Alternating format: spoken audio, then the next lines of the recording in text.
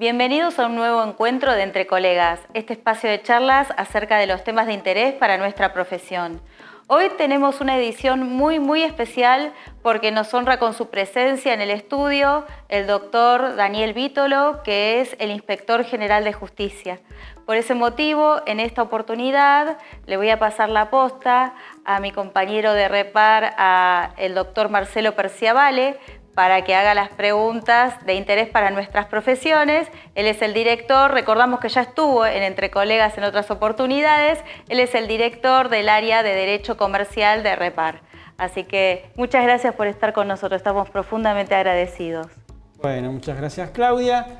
Bueno, un honor recibir al doctor Daniel Vítolo, un amigo de la casa, autor histórico de REPAR, de las primeras publicaciones de doctrina societaria y concursal, también Derecho de la Empresa Consumidor.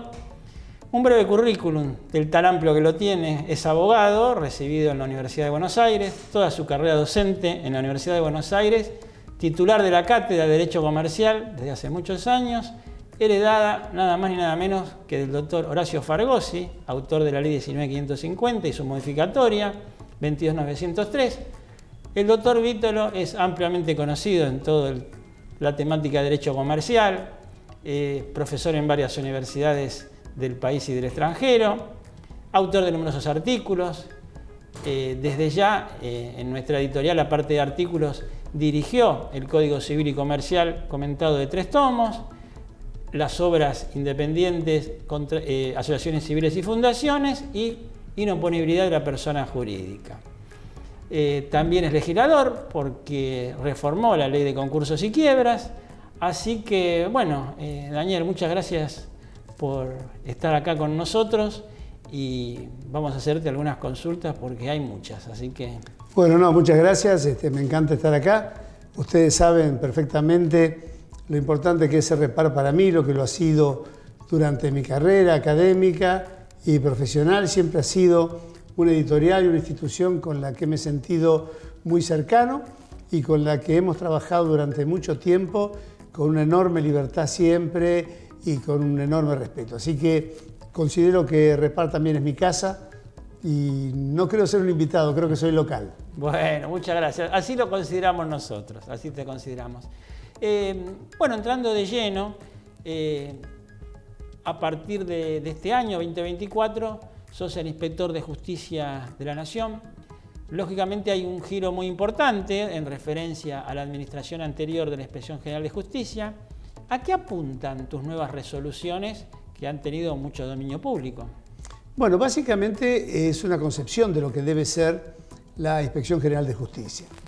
La Inspección General de Justicia, que fue reformulada y recreada por la Ley 22.315 en el año 1982 y con la Ley 22.316, que hizo la transferencia del registro público que estaba en sede judicial a sede administrativa, unificando el rol inscriptorio del registro público y la fiscalización de sociedades y entidades civiles, fue un hito, porque no todos han advertido la profundidad de ese cambio.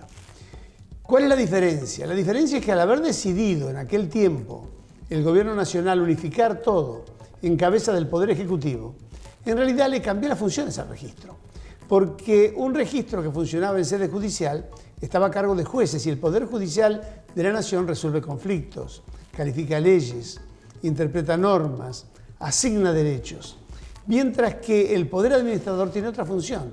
Su función es la de promover el bienestar general. La función es la de ayudar a la gente a que tenga un desarrollo mayor. Fíjense que así como en materia judicial, cuando se vence un plazo o cuando caducó un recurso, se termina la discusión. Sin embargo, en el ámbito administrativo y por la Ley de Procedimientos Administrativos, aquello que ya no es posible ser tramitado por vía de recurso, puede serlo por vía de denuncia. Y aún la propia administración puede rectificar criterios anteriores y volver sobre sus propios actos, cosas que no pueden hacer los jueces por sus sentencias. Entonces, a lo que nosotros apuntamos es a devolverle a este complejo de registro público más entidad de administración y de fiscalización bajo policía administrativa una función de servicio económico de interés general. Es La Inspección General de Justicia es una parte de policía administrativa, es una parte de interpretación de normas, es una parte de fiscalización, pero también es una parte de brindar un servicio a los administrados. Y para ayudarlos y para fomentar la creación de empresas, facilitar su funcionamiento y manejar los sistemas de publicidad dentro de criterios de razonabilidad, de ponderación, de proporcionalidad, con absoluta, interdicción de la arbitrariedad. Y allí tu nueva resolución. Y allí vamos con esta nueva mirada. Correcto. ¿Qué nos puedes decir de tu nueva resolución en referencia a las cuestiones de género? Bueno, la decisión que tomó la administración anterior de dictar una resolución a través de la cual se imponía en forma obligatoria que las entidades civiles, asociaciones civiles y fundaciones y algunas sociedades tuvieran que tener en los órganos de administración y de fiscalización igual cantidad de hombres que de mujeres. Se trató de una resolución que quizás puede perseguir fines muy loables y generar acciones positivas muy atendibles, pero lo cierto es que la administración no tiene esa facultad, porque no son exigencias impuestas por la ley y la operatividad de los tratados internacionales de derechos humanos que de ninguna manera imponen la existencia de esa igualdad en integración de los órganos, porque no es lo que dicen los tratados invocados en la resolución. En todo caso, deberán ser cuestiones implementadas por vía legislativa. Pero ocurre que muchas veces ciertos colectivos que no promueven las reformas legislativas que persiguen. De hecho, en estos años pasados no hay iniciativa legislativa para reformar la ley de sociedades, la ley de cooperativas o el Código Civil para imponer esta exigencia. Lo que se pretende es que un administrador burocrático de turno, excediendo las facultades, las impongan, y esto es lo que ha ocurrido. Y lo cierto es que ya dos tribunales de dos fueros diferentes, la Cámara Nacional de Apelaciones en lo Comercial de la Capital Federal y la Cámara en lo Contencioso Administrativo Federal, han determinado que esta resolución y las resoluciones complementarias de paridad de género son resoluciones dictadas en abuso y exceso de facultades y sin facultad por parte del órgano que estableció el acto administrativo y la obligación. Esto fue recurrido por la Inspección General de Justicia a través de recurso extraordinario ante la Corte y el recurso fue rechazado. Es verdad que después la Inspección de Justicia interpuso una queja, pero lo cierto es que el Código Procesal y también la jurisprudencia de la Corte han establecido que la sentencia final, definitiva y ejecutable es a partir del momento en que la Corte rechaza el recurso extraordinario. Es decir, que son sentencias que deben ser cumplidas y acatadas por la Administración. Correcto. Por eso lo que hemos hecho es volver a la normalidad de acatar lo que los tribunales de apelación determinan con sentencias firmes y ejecutables. Y bueno, hemos derogado esa resolución cumpliendo el mandato jurisdiccional. Lo que no significa que si mañana la Corte llegara a abrir las quejas, cambiar un criterio, pronunciarse al respecto, el órgano de administración deberá quizás adecuarse o retomar la discusión sobre esto. Otro tema, sociedades por acciones simplificadas. Sabemos que la anterior administración del doctor Nissen fue muy crítica a la constitución de SAS, de hecho prácticamente en Cava no se constituían. Tus nuevas resoluciones, al contrario, dan la oportunidad de que las SAS tengan una suerte de revival, que se puedan constituir. ¿Cuál es tu opinión y el porqué de estas resoluciones en ese fin? Bueno, volvemos a lo mismo. Es el principio de legalidad. La ley 27.349 de Sociedades por Acciones Simplificadas es una ley de la Nación. Es una ley que está vigente, es una ley sancionada en un gobierno democrático. Es una ley aprobada por unanimidad por el Senado de la Nación y una abrumadora mayoría parlamentaria. Y la ley otorga derechos a los individuos para organizarse bajo un tipo social determinado por fuera de la ley de sociedades. Ninguna autoridad de fiscalización societaria del país, en ninguna de sus jurisdicciones, ni la nacional ni las provinciales, tienen facultades para obstaculizar, impedir o desalentar algo que una ley de la nación confiere como un derecho adquirido a los ciudadanos de la República. Aparte, la idea de que estas estructuras societarias están conformadas para el fraude de la ley, para evadir, es algo que no se condice con la realidad. Si nosotros miramos lo que ocurre en el mundo, existen numerosos países con leyes vinculadas a sociedades por acciones simplificadas. De hecho, leyes de esta naturaleza tenemos en Francia, en Italia, en España, en el Reino Unido, en México, en Ecuador, en Colombia, en Perú, en Chile, en Uruguay, en Paraguay, en Argentina, incipientemente en Brasil. También está en Hong Kong, en Singapur, en países asiáticos, en Australia. Pensar que esto es una creación mundial de algo argentino para defraudar, me parece que es una mirada equivocada. Igual que la idea de comparar a las sociedades por acciones simplificadas como sociedades offshore. Porque en realidad la sociedad por acciones simplificadas se constituye en Argentina, puede operar en Argentina y no tiene ninguna barrera que le impida operar, a diferencia del offshore. Y una cosita más. Sí. Y aparte, hay una ley uniforme promovida por la OEA, la Organización de Estados Americanos, que integra las Naciones Unidas, donde promueve para toda Latinoamérica la ley de sociedades por acciones simplificadas, muy similar a la Argentina.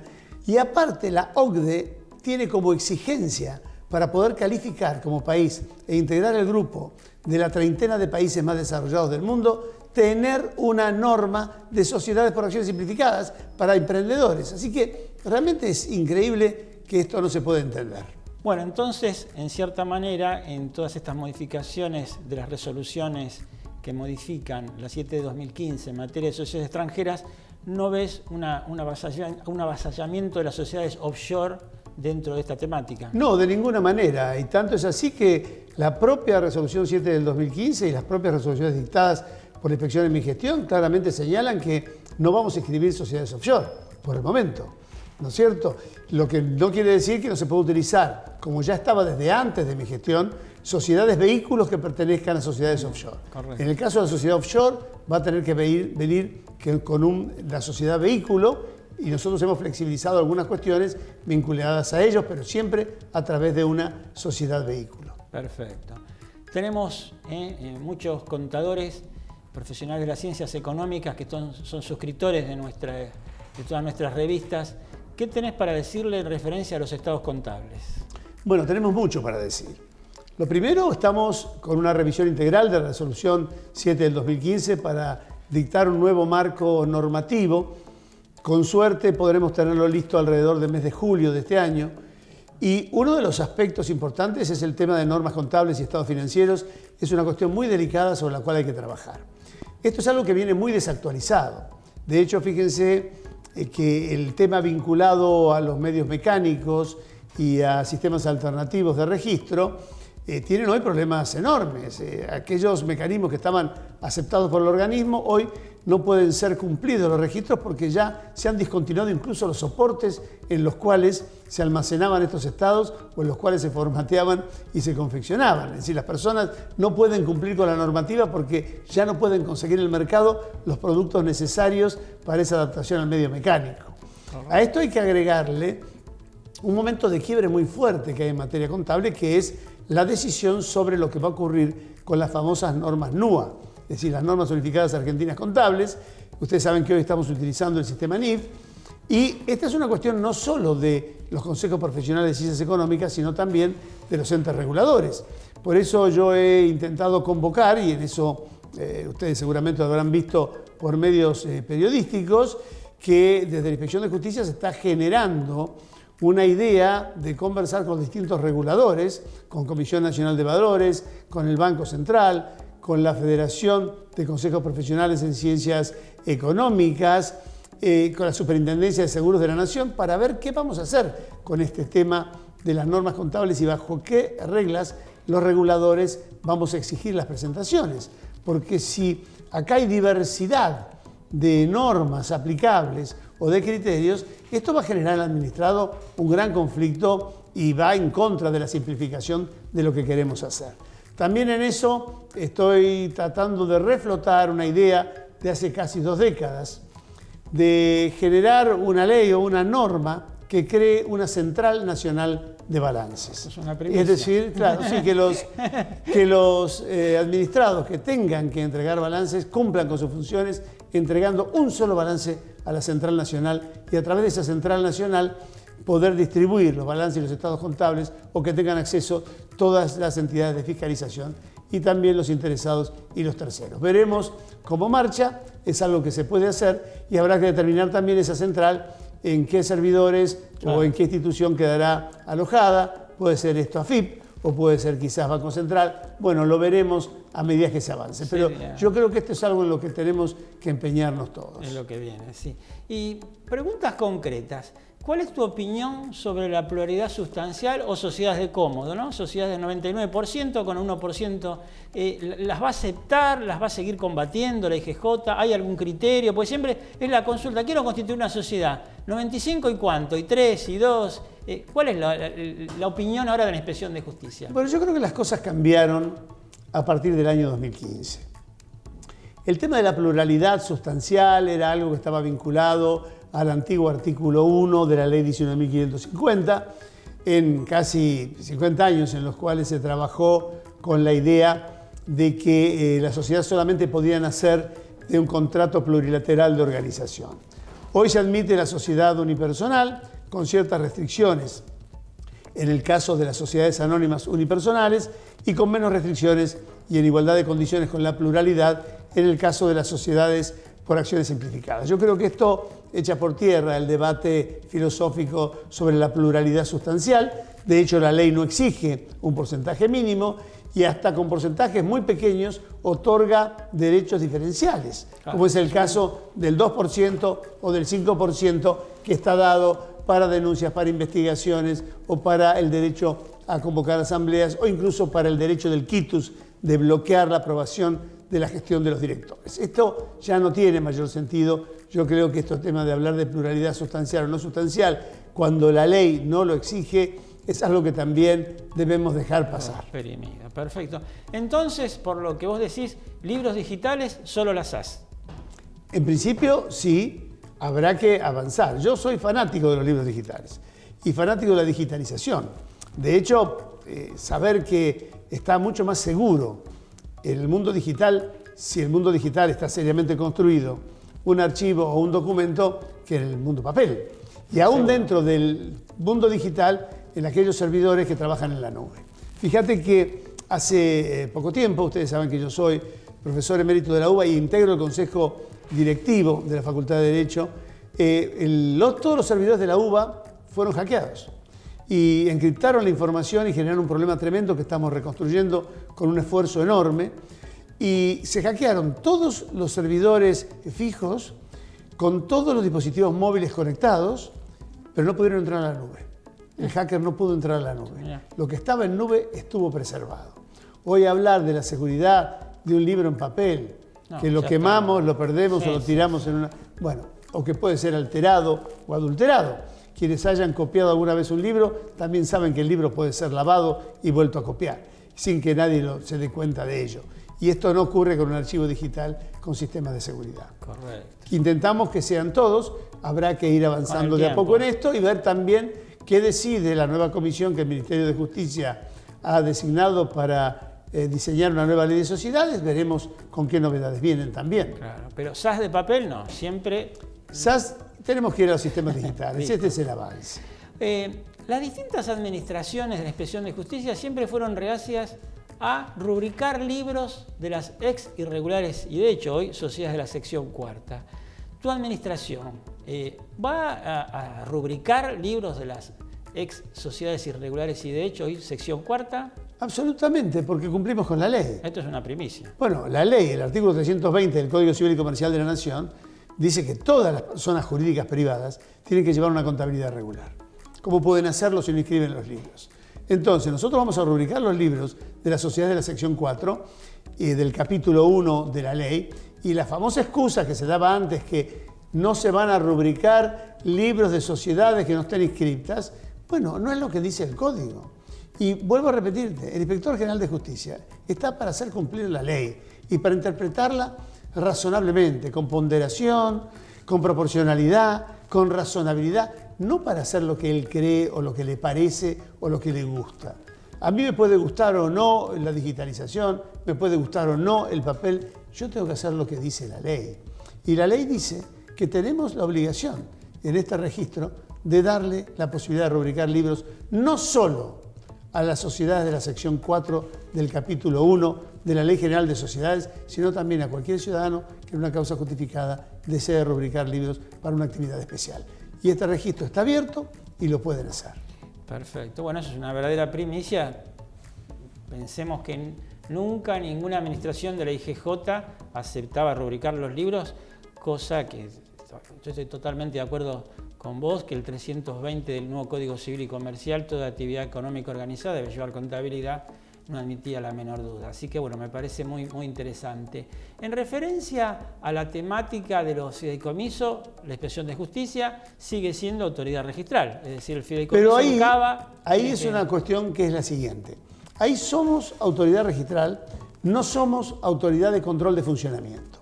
Digo esto porque muchas personas bien intencionadas o que han tenido un conflicto con un fideicomiso, con el fiduciario, con sus derechos, vienen y dicen, denuncian cuestiones que se han hecho con los fideicomisos y piden nuestra intervención. La Inspección de Justicia no tiene facultad para intervenir, solamente para registrar. Respondemos a una norma contenida en el Código Civil y Comercial de la Nación que dice que el fideicomiso se debe registrar en un registro público.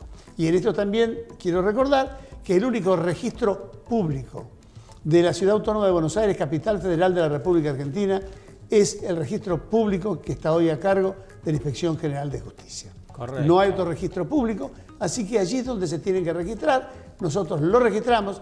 Hay un control mínimo de legalidad en la registración, como todos los controles de legalidad que se hacen en las inscripciones de lo que se llamaba antiguamente el rol, es decir, la inscripción para que quede registrado y de oponibilidad.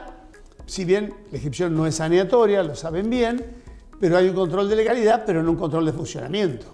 Está bien, correcto. Como sabemos, la anterior administración generó muchas causas judiciales que se están tramitando, están pendientes de resolución. ¿Cuál es el criterio tuyo actual en referencia a todas esas causas que se generaron, como vos sabés, por diversas cuestiones, ¿no? Bueno, las causas que se generaron y que están hoy en el ámbito de los tribunales, ya pasadas a sentencia o apelaciones que están a consideración de las cámaras de apelación, nosotros vamos a guardar el fallo y vamos a aceptar lo que diga la justicia, salvo que se trate de algún tema donde interés público comprometido, de alguna arbitrariedad o que veamos alguna anormalidad, no vamos a recurrir a la Corte, sino que vamos a aceptar el sistema democrático, que es el que establece la ley de la manera en la cual los administrados tienen derecho a recurrir a la justicia ante una resolución administrativa adversa de nuestro organismo. Eso por un lado. Aquellas acciones que han sido promovidas con anterioridad, lamentablemente, aunque nosotros quizás no creamos en muchas de ellas o que tengamos la sensación de que son acciones que no van a ser ganadas sino perdidas porque por la naturaleza de la acción, los antecedentes jurisprudenciales, las normas invocadas, no vemos posibilidad, lamentablemente no podemos desistirlas porque el Estado Nacional no puede desistir voluntariamente de acciones entabladas con anterioridad porque está el principio de continuidad del Estado. Claro. Y para poder hacerlo necesitaríamos o una orden superior o un dictamen de la Procuración General del Tesoro para ver cómo nos comportamos, y esto no lo hemos tenido hasta ahora. Claro, por eso tu criterio también en haber derogado la norma que establecía, ¿no?, los 30 años de plazo de una sociedad. Ahora bueno, eso lo que ocurre es que en realidad el tema de la norma de los 30 años era de absoluta claridad, que el organismo no tiene ninguna facultad para establecer un plazo máximo que la ley no establece. Como una inspección de justicia o una inspección de personas jurídicas o dirección de personas jurídicas de una provincia va a decir cuál es el plazo máximo, coartando la libertad de los constituyentes cuando la ley no le pone plazo máximo. Porque tampoco la ley dice ni deriva al organismo de contralor establecer el plazo máximo, ni le da facultades ni siquiera interpretativas, reglamentarias. Sí tiene interpretativas. El decreto 1493 del 82 permite a la Inspección General de Justicia dictar interpretaciones con carácter general o especial, pero interpretaciones yo no puedo reglamentar. Solamente podemos reglamentar en materia de ahorro público. No tenemos facultades para reglamentar la ley de sociedades. Ni la 22315 tampoco. ¿No? ¿Consideras que no? Para nada. Correcto. Recientemente se ha nombrado una comisión reformadora a la Ley General de Sociedades. Yo reconozco que, bueno, tenés tu función pública, pero ¿podés dar algún argumento? ¿Qué te parecen de las reformas que hay a la Ley de Sociedades, como la Sociedad Anónima Deportiva, en fin, y las que salieron en el DNU? ¿Qué opinión te merecen? Bueno, varias cosas. 70-23, Primero, ¿qué ¿no? va a hacer la comisión? No lo sé. Son 14 personas, están designadas para trabajar y establecer una nueva ley de sociedades y una nueva ley de sociedades por acciones simplificadas, reformando la ley de capital emprendedor. Yo no sé qué piensan ellos, no hemos escuchado nada de la comisión todavía. Tiene su tiempo, 180 días. Si vos me preguntás a mí qué me parece que hay que hacer con la ley de sociedades, yo no reformaría nada, yo haría una ley totalmente nueva. Creo que esto es un salto disruptivo, estamos en la cuarta revolución industrial, un esquema que está concebido como mecanismo de despliegue, de planificación, en un momento donde todo es exploración, no sirve.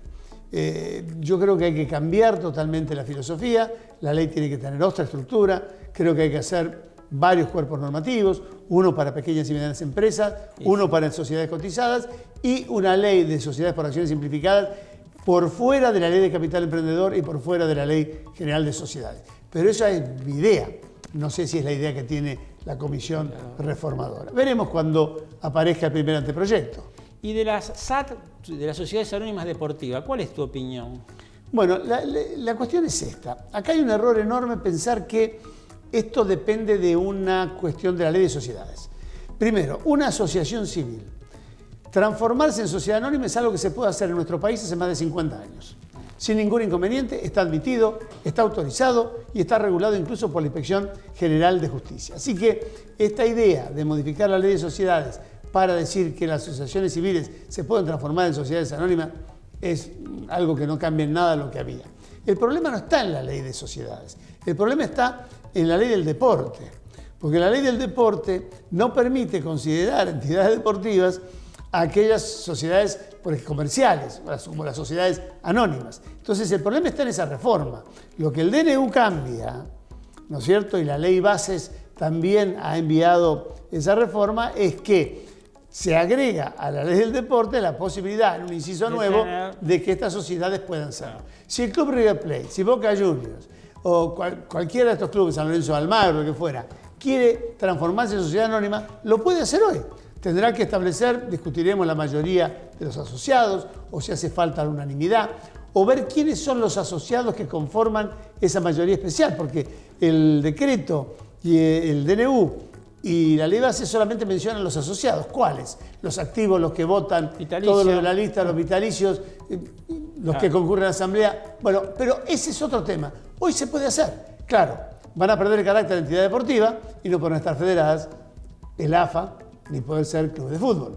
Entonces, el problema está ahí, en la ley del deporte, no en la ley de sociedades. Pero vos la verías favorable, es decir, esta transformación a una sociedad anónima deportiva, ¿lo verías positivo?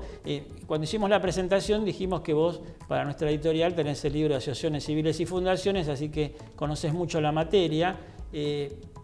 ¿Cuál sería tu opinión, aunque sea genérica? ¿La verías favorable para las lo que ocurre es que esta es una decisión de política legislativa, porque aparte funcionan en muchísimos lugares del mundo. Esto está en Francia, está en España, está en Inglaterra, ¿no es cierto? Está en Estados Unidos. Claro, está en todos lados. Así que funciona. Hay muchísimos países que lo tienen hace muchos años, con distintos diseños, que vuelvo a repetir, son diseños formados desde la ley del deporte hacia la ley de sociedades, no de la ley de sociedades y el Código Civil. Y yo creo que no hay que descartarlo. Por supuesto, habrá que ver y estudiar bien el tema de cómo separamos.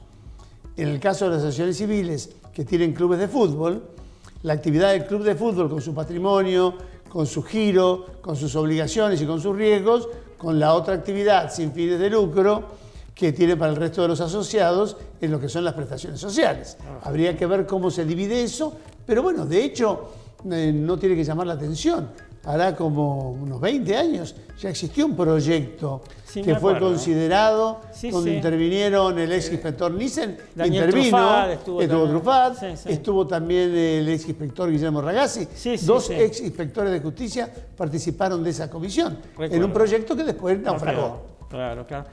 Bueno, fue muy completo todo lo que le preguntamos al Inspector General de Justicia. ¿Le querés hacer vos, Claudia, alguna preguntita final? Sí, cómo no, gracias. Sí, muy completo, pero le quería hacer una pregunta adicional, de ser posible. Si, además de la cuestión de las sociedades anónimas deportivas, el DNU 70 de 2023 plantea algún desafío para la Inspección General de Justicia. Hay 3 cuestiones de este decreto que involucran muy fuertemente a la Inspección General de Justicia.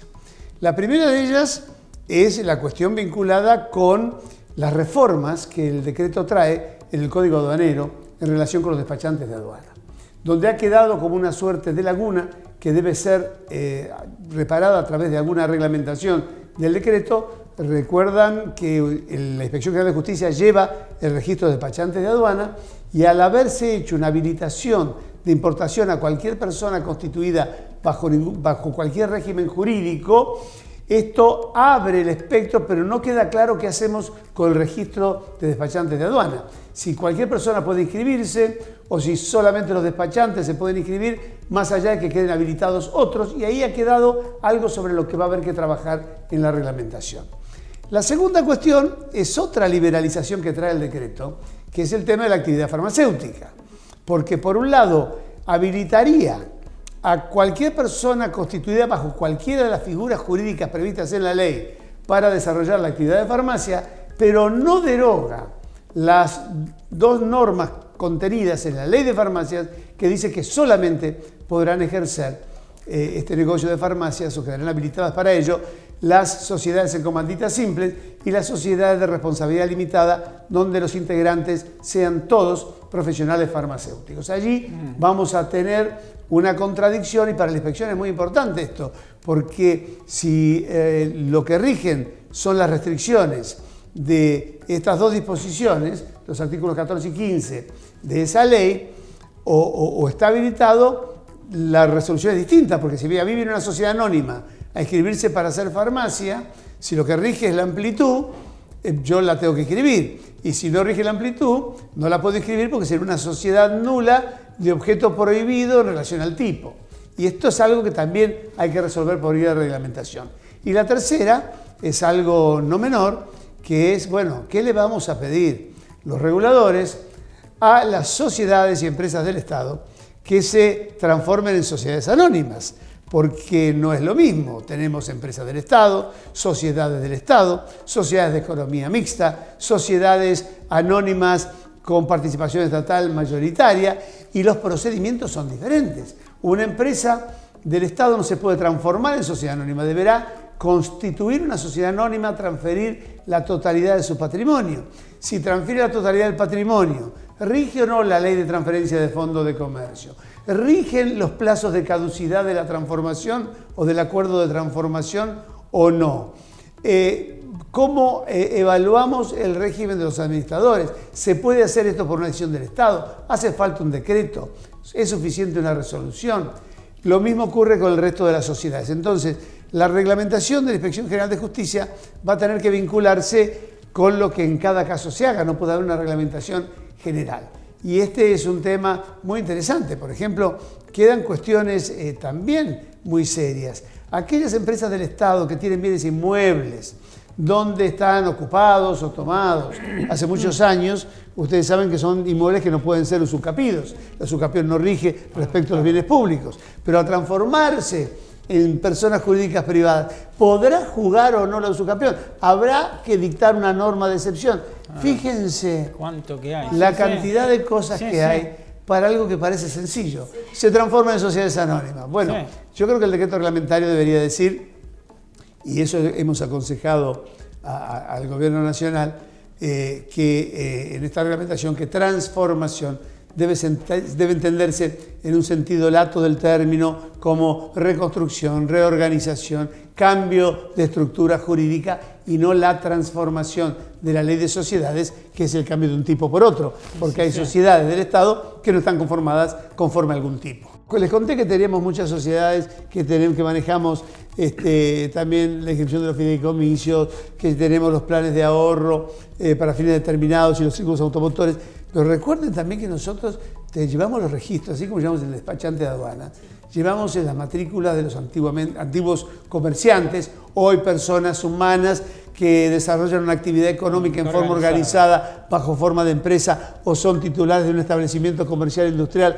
agropecuario y de servicios. Llevamos el registro de agentes institutorios. Bueno, esas son 70.000 matrículas. Nosotros manejamos 1.700.000 matrículas de sociedades, 500.000 en un registro inactivo y más de 1.200.000 en registros activos. Y eso es también un trabajo enorme de fiscalización y de control. Así que realmente la inspección es un organismo que tiene mucho trabajo por hacer y sobre todo en estos tiempos de cambio. Perfecto. Bueno, Daniel, yo también. Muchísimas gracias por todas las aclaraciones que seguramente a todos nuestros suscriptores le van a venir muy bien, porque es todo mucho práctica, no solo la teoría, sino la ciencia del trámite, ¿no? Como siempre decimos. Así que... Bueno, y una última cosa, que es la siguiente. La Inspección General de Justicia, durante el tiempo en que yo sea el inspector general, es un organismo que quiere escuchar. Quiere escuchar a los administrados, quiere escuchar a las sociedades, quiere escuchar a los profesionales. Por favor, no dejen de estar en contacto permanente con nosotros. Díganos qué necesitan, díganos qué les falta, díganos los problemas que encuentran. Ayúdennos a mejorar y a dar un mejor servicio a la comunidad. Creemos en un derecho y en un servicio a demanda de los administrados. Y ha sido de enorme utilidad el tiempo pasado en estos últimos 60 días, donde hemos habilitado mails en los distintos aspectos, sociedades comerciales, entidades civiles y entidades sin fines de lucro, y sistemas de ahorro público, donde nos han hecho llegar cantidad enorme de sugerencias que nosotros las hemos tomado, las hemos procesado y las hemos incorporado en las nuevas regulaciones. Queremos trabajar juntos. Somos socios estratégicos en la creación de empresas, en el funcionamiento de empresas, en promover el desarrollo, el cambio social, la mejora de vida y de la calidad de vida de todos nosotros y también la generación de un empleo digno y formal. Sean socios nuestros, nosotros queremos ser sus socios. Gracias.